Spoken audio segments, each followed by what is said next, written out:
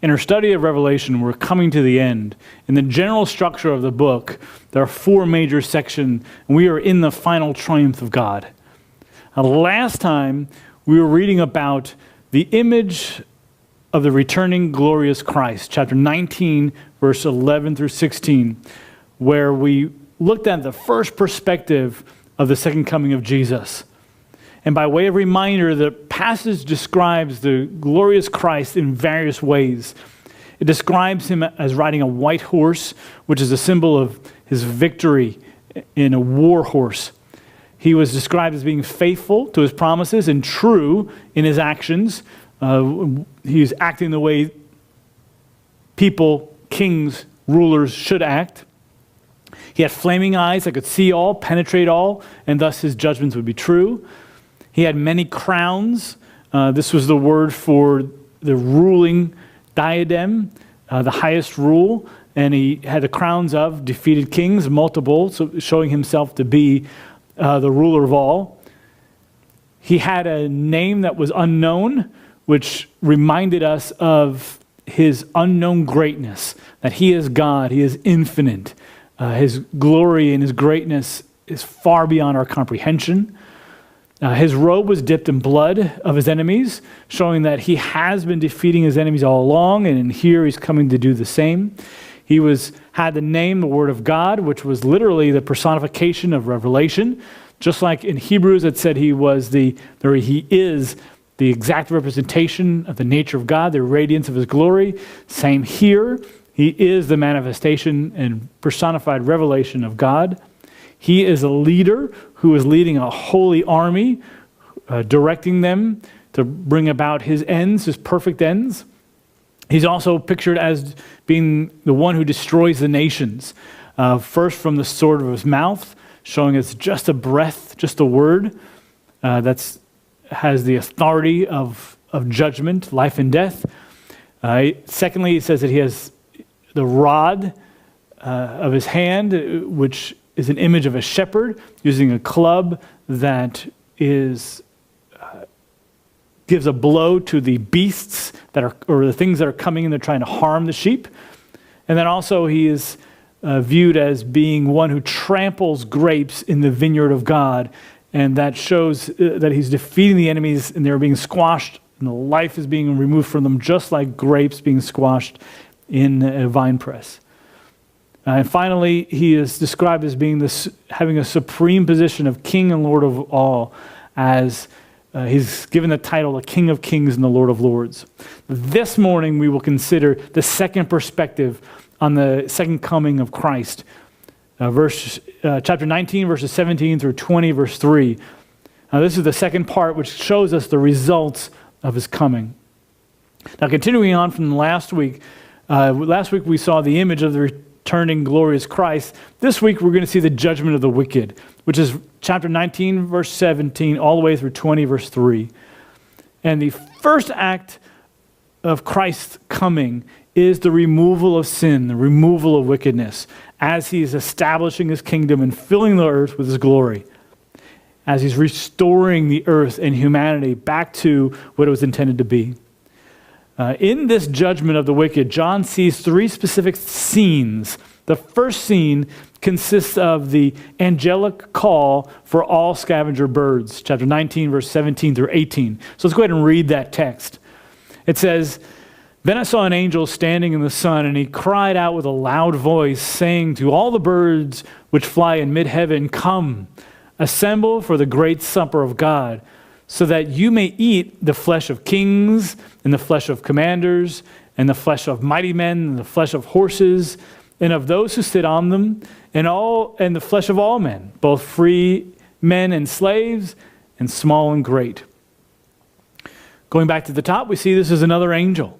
It's an unknown, unnamed angel, but we know he's powerful because he's calling out with a loud voice. And the text here is very peculiar in the sense that it says that he's standing in the sun. It's very difficult to understand what exactly John is referring to, but probably it means that from John's perspective, the angel appeared that he was standing in the sun.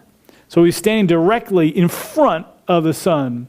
It's even possible that the angel moved in front of the sun and that the light was eclipsed, and that brought John's attention to look up. And in front of the sun, he sees this angel. But the idea here is that he's above the earth, far above, so when he yells out, all of the earth, the birds of the earth, can hear that call and in that invitation. And that call is with a loud voice. It's an authoritative voice, which the birds then respond to. And he's crying out to the birds that fly in the mid-heaven. Now, we saw this word already, mid-heaven, in chapter 8, verse 13, of that eagle or vulture that cries out in mid-heaven about the three woes. And then also in chapter 14, where we had the three angels that are going through the mid-heaven, crying out to the whole earth. One with the eternal gospel, the second one with a warning to Babylon, and the third one was a warning to those who take the mark of the beast.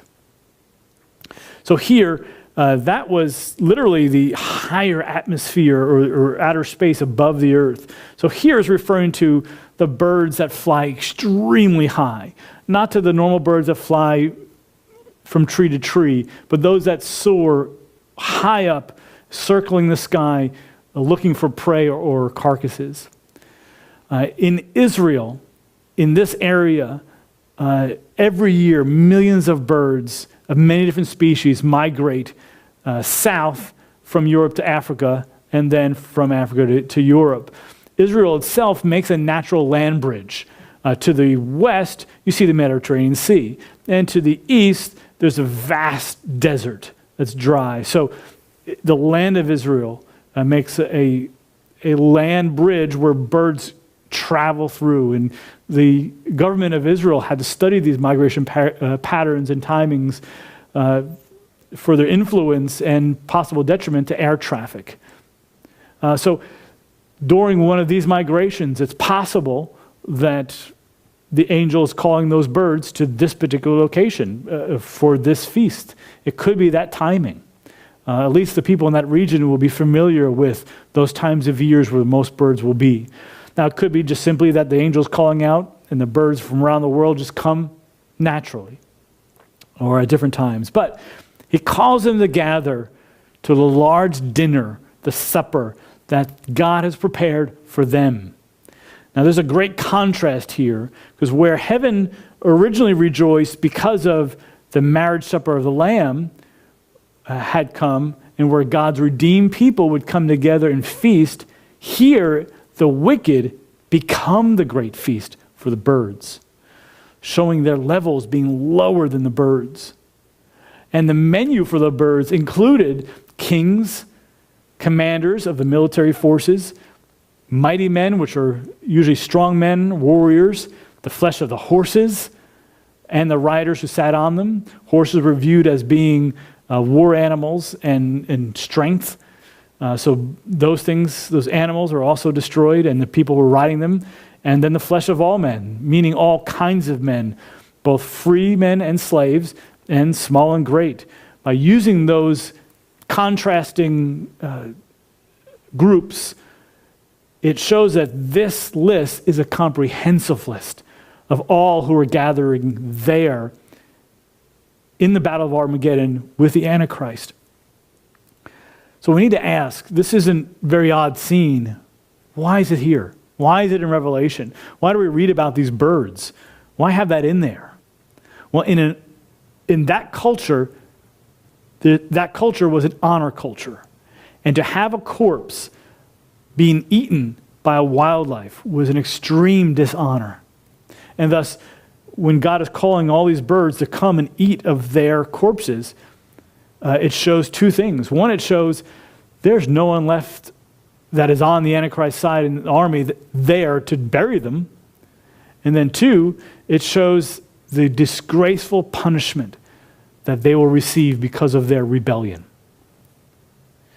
So now with the birds coming, and the feast has not been prepared yet, we come to the second scene. And the second scene is the judgment of the forces of the Antichrist. Chapter 19, verses 19 through 21. Let's start with verse 19. 19 says, "And I saw the beasts and the kings of the earth and their armies assembled to make war against him who sat on the horse and against his army." Now those who will be assembled, it includes the beast, his 10 horns, meaning the 10 armies that he gathers together, which we read about earlier, and then the other nations that have come across from the east to fight him.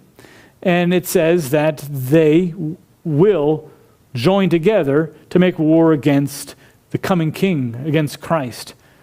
And do you notice that it says against him who sat on the horse and against his army?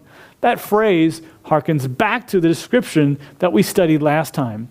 And it makes a connection, a verbal connection, and thus encapsulates everything that was said earlier about Christ.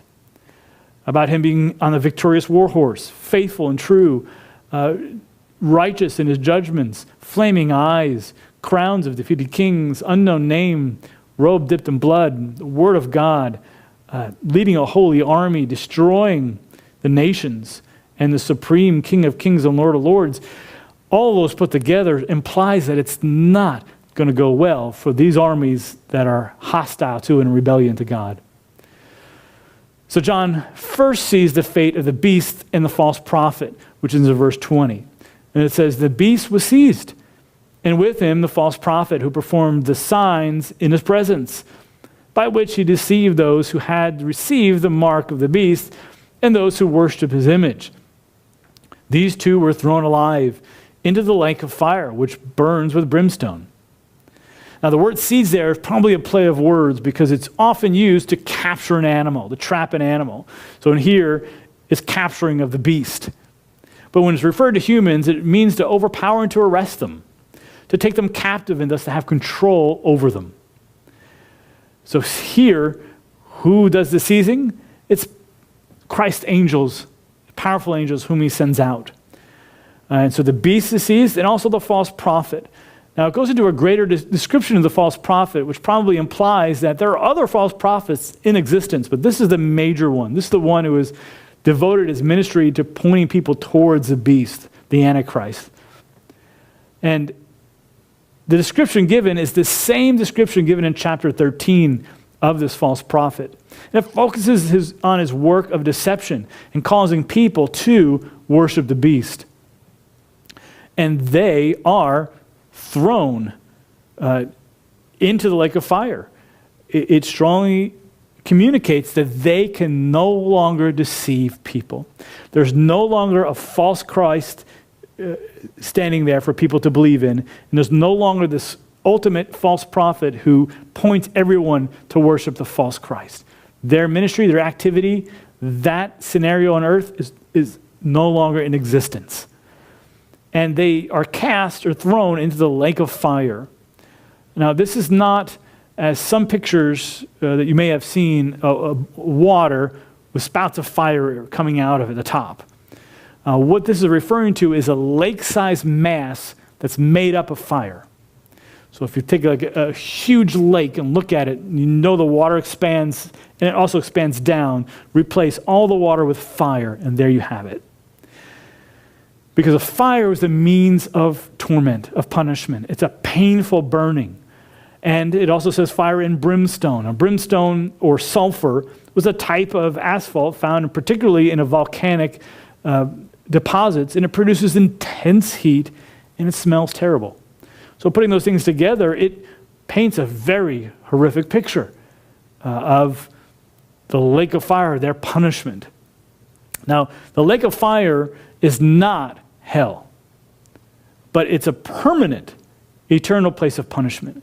Now, in the scriptures, hell, Gehenna, and Hades, that's a temporary holding of humans, the wicked humans. And it's before the resurrection and final judgment, which we're going to read about a little bit later in chapter 20, specifically verses 11 through 15. But here is the temporary holding place of their souls, where they will be resurrected and stand their final judgment. They were going to be given an immortal, eternal, resurrected body. But instead of being resurrected unto life, they're going to be resurrected unto death, under punishment in the lake of fire, where the scriptures say that they will be punished eternally. So now Hades, hell, Gehenna is a temporary holding place. But both places, the lake of fire and these other places of referring to hell, Hades, or Gehenna, They're places of punishment, of darkness, of fire, separation from God, isolation, and always pictures the people in torment.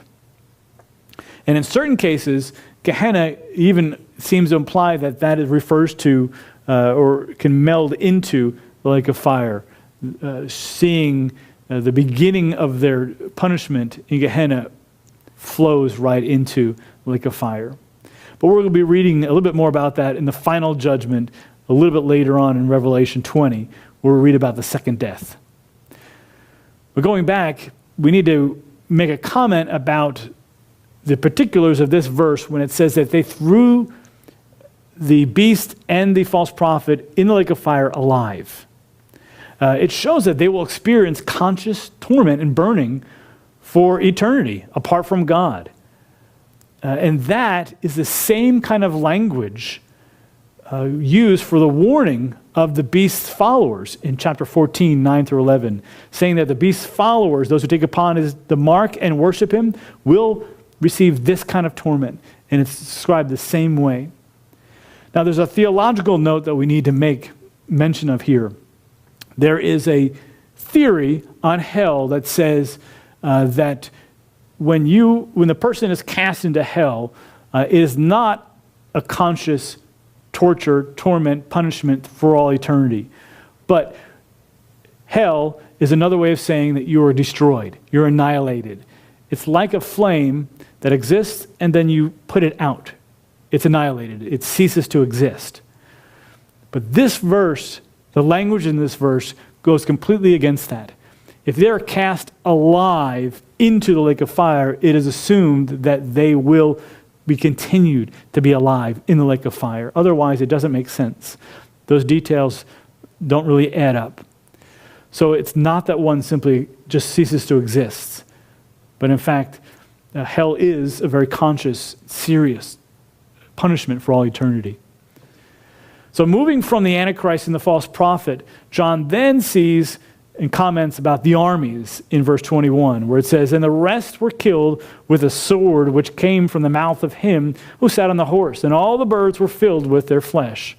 Now the sword is the same image that we've seen throughout Revelation. It's that large, broad sword, Roman sword, which is a symbol of one's authority and right over life and death. So notice, there's no battle here. Christ defeats these enemies instantaneously. The sword coming from his mouth implies it's just a word. And in other texts it says it's a breath, because in every word we breathe out. It shows us that both even the Antichrist and his greatest world leaders and their army, the greatest forces, for Christ is just a word. They don't equal to him in power at all. They are not on the same playing field. Satan and his forces of evil are not the opposite equal forces of Christ. Christ is far greater, and he destroys them with just a word. And then we read that all the birds were filled with their flesh. So that call, that prophecy, that inviting all the birds to come because he's about to bring a feast, comes literally true, right in this verse here. So you see a nice closure that the feast is prepared and the birds do in fact eat on their flesh, and they do suffer a punishment that's dishonoring and shameful. This brings us to the third scene,